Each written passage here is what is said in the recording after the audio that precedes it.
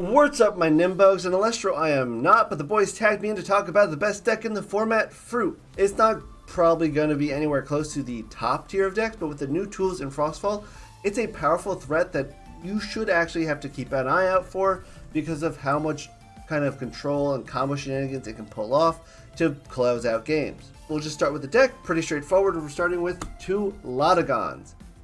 Ideally, I think the best ratio for Lodagons is 2.5, but since we can't have half a card, we're rounding down.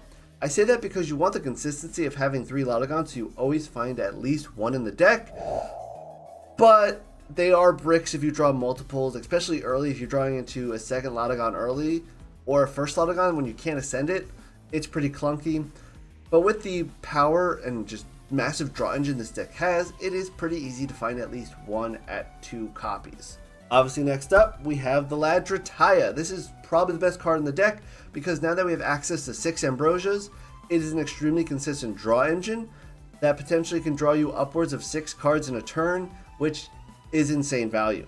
For anyone drawing 6 cards effectively for free, where Ambrosias don't really cost you spirits, is crazy value, allowing you to just set up a huge back row and just kind of play a stall game where you're just casting tons of counter runes and always refueling with Drataya, which is bonkers, and that's really what makes the deck tick now that we have our new Ambrosia, Cornucopia. The best part about Cornucopia is also that it always draws you a card, so at worst, you're paying a 2-cost draw 1, that might draw you initial 2, so 2-cost draw 3, or pop a card for basically draw a card, so it's free on cards in hand, destroying a card on board, giving you advantage that way. Additionally, obviously, we have 3 original Ambrosias. Now that we fill our Underworld also with a bunch of Ambrosias, Cornucopia gets online with Recovering Spirits too, but generally, this is a pretty straightforward fruit package, so I don't need to talk too much about it. You're drawing tons of cards, which allows you to combo and to draw more cards, or basically set up for a Lodagon turn where you drop a Lodagon in play, and then drop the rest of your Ambrosias to basically board clear. Pretty powerful there. I also want to say that Lodagon at 8 defense is probably the most relevant stat. You played an 8 defense in defense position, your opponent's not running over it, giving Lodagon kind of pseudo combat protection, which is relevant to note because it's really hard to justify ascensions. Even in this case, that Lodagon I do think is viable because it has combat protection. Moving out of the direct fruit engine, we have Ambrosia 7, Ambrosia 8, and Ambrosia 9. I'll get into those more when we get into the Invoke runes, but 3 Panisins I do really like. You can probably run 2 perfectly fine. I run 3 because I find the consistency of Panisin really good. Additionally, with some consistent tools, we have 2 Rummagems and 2 Ash Rabbit. The exact ratios on these can kind of mix between these 3 cards. You always want at least 2 of each. However, the third copy of Panda could be a third copy of Rabbit, could be a third copy of Rummagem. Rummagem's basically extra Dratayas, especially if you're going first. If you don't open Drataya but open Rummagem, that's perfectly fine. You go Rummagem defense, find Drataya, set up for your next turn. Ash Rabbit is really good. We all know it's a powerful card, but being that it's Thunder makes it difficult to actually ascend into a Lodagon later game, giving it a little bit of slight clunkiness that doesn't really make me want to run 3, but it's such a powerful card that 3 is more than justified as well. Again, any of these cards you can ratio into 3, just drop 1 from the other ones.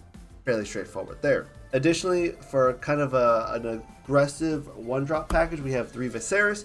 We are in Earth, so having Viserys is always a powerful card. It's not as auto-included as it used to be, but it is powerful in Earth to get you extra tempo. And sometimes you crash, you keep 2 on board, now you have an Ascension card and a card that can still attack over things to get another card out. So always having extra tempo is great, having creatures on board is great, and having tools to ascend into Lodagon is also really good, and Viserys is kind of all of those. Additionally, we have 2 Moss Stations. Moss Station is another card that, like Viserys, is this aggressive threat early, gets you over Ash Rabbits, Smoltugas, anything that has 5 defense, as well as, worst case scenario, you play in 6 defense as an attack position wall. You play it turn 1, ascend into Lodagon turn 2, pop a card. That's pretty good. So I do like 2 Moss Stations. With Rummagem and the consistencies, you could probably get away with running 1, and 3 is also probably justified, but I like 2. It's a decent card. It's not always cracked, but it does do some work. Moving on to our Invoke runes. So again, I said we'd talk about Panda more with the Invoke runes. I'm going to start with Panda plus Rise from the Ashes. The Rise from the Ashes is, I told a lot of people that it's basically a fruit card, and Panda plus Rise plus Ambrosia can turn into like a nasty kind of repeat Ambrosia turn where just one crazy thing you do with this combo, right? You go Pandasin, disenchant Pandasin, get Ambrosia, cast Ambrosia with the Drataya or Lotagon also in play, turn that into a draw engine, turning into destruction. Play Rise from the Ashes, effectively already refunded by the Ambrosia you just cast, grab a Panda again, disenchant Panda, play Ambrosia again. So Rise from the Ashes kind of turns Panda into this utility toolbox of removal, of kind of control cards that I really do like Rise from the Ashes Pandasin. Additionally, if you play, say, Drataya, ascend Drataya into Lotagon, then Rise from Drataya back into play, so you have both Drataya and Lotagon in play at the same time, you can just combo off from there. Then you start playing your Ambrosias, popping cards, drawing cards, popping cards, drawing cards. Really powerful there. And lastly, we are playing an Ascension in the deck. Sometimes you just don't have board state to play Lotagon. Being able to just drop a Rise from, grab any 1-drop Earth from your deck, or even an Ash Rabbit from your Underworld, allows you to just ascend into Lotagon kind of last minute to go for the Hail Marys and then drop a bunch of Ambrosias to refund the Rise from. So although it's expensive and clunky, Rise from does have really strong potential in this deck and crazy combo potential for tons of like unique tools and interactions that I do think 2 is justified. You're more than justified running 1. I do think you need at least 1, especially since there's no good way to just quick ascend in Earth. So having the option to just bring back something from your Underworld to ascend over Lotagon is super, super useful. Additionally, for our Invoke Rune package, I run 2 Thunderstorms. Thunderstorm, this could be Blizzard. This could be Lavalith. The reason I picked Thunderstorm over the other 2 is mostly because it's better going second to just be able to go blow up your back row if it's a Gorgons, or maybe even a Poison Tipped Arrow, just to clear the way to get ready to go into Drataya and Lotagon. The deck really, really hurts going into Gorgon's Gaze, so being able to have the option to potentially blow up a Gorgons before doing your combo helps a ton, when basically the entire deck's engine is completely just negated by Gorgons. Panda gets Gorgons, doesn't work. Drataya, Gorgons, you're not drawing cards, that's the core of the deck. That's really, really frustrating. Lotagon gets Gorgons, you're not going to be able to combo off the rest of that turn, and they'll probably answer it the next turn. Now again, Lavalith could go there because Lavalith is great at destroying things when you are kind of going second, or if they're playing a Nexus deck and have tons of spirits. And Blizzard, I say, also can potentially take those slots because you can hit a Gorgons that's already face down in play without them being able to chain to it, which is super relevant. But I fall back on Thunderstorm a lot just because it has the ability to pop a Stadium or pop a Divine Rune if I need to. And those are a lot more relevant in the set with Kyone, with Zeus, with Mount Olympus, Atlantis. The option to blow up stadiums is really, really relevant and just clear the way to get ready for combo. Additionally, for the last 3 Invoke Runes, we have 3 Earthquakes. There's a ton of games where I just turn Pandas into 2 Earthquakes. We go Earthquake, Panda, Earthquake, and clear board and go from there. So it's, again, Pandasin kind of makes all these cards super shine. If you're a Magic Gathering nerd, it's basically Snapcaster Mage. So it just lets you kind of constantly refuel. And in some cases, you just go Pandasin, pass, enchant Pandasin next turn, and just start every turn disenchanting Pandasin to just generate value. So it's a really powerful kind of composition of Invoke Runes.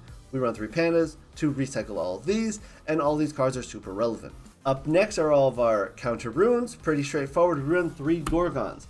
I want to note again, Gorgon's Gaze is the absolute silver bullet for fruit, which is unfortunate because everybody runs 3 of them. The next few cards, the ratios are a little up for grabs depending on the matchup.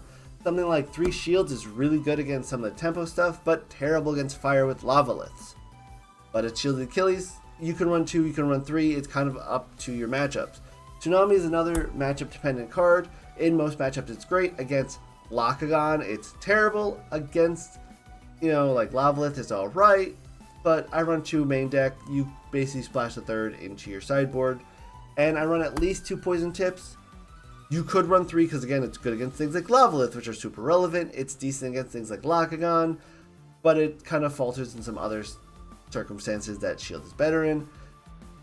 You kind of can mix and match the ratios of these cards as your heart content, but those are my counter runes. And lastly, we have our Spirit deck.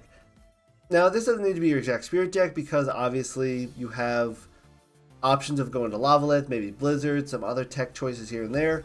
But of note, even though we run 2 Tsunami, 2 Leviathan is more than enough for both Tsunami plus a Misenchant because we have Ambrosia. We can constantly recycle spirits. We can run lower amounts of other kind of our sub-spirits without fear of not being able to cast our cards late game because we have Ambrosia. They're just going to get our spirits back. 2 Leviathan is as good as like 4 in this deck. Additionally, we run 4 Zaptors with this deck with 2 Ash Rabbit, 2 Thunderstorm. I could run 3, but I do like running 4 Zaptors because there is the rare circumstance where you want to go with Thunderstorm, Panda Thunderstorm to set up for your following turn, or just clear back row to start attacking with the Lotagon. So 4 is good. You could run 3 with this setup. You could even push to 5 if you add an Ash Rabbit in.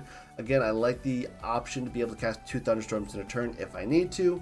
And the rest is just Earth Spirits. If you end up running Lavalith or Blizzard, you can cut the Thunder down to like 2 and add in 2 Fire or 2 Frost to be able to use those effectively. And then again, we run so many Ambrosias that it's okay to run lower counts of our sub-spirits because we just get them back with Ambrosia. So that's the basic of the deck. In practice, it runs into very control combo-y.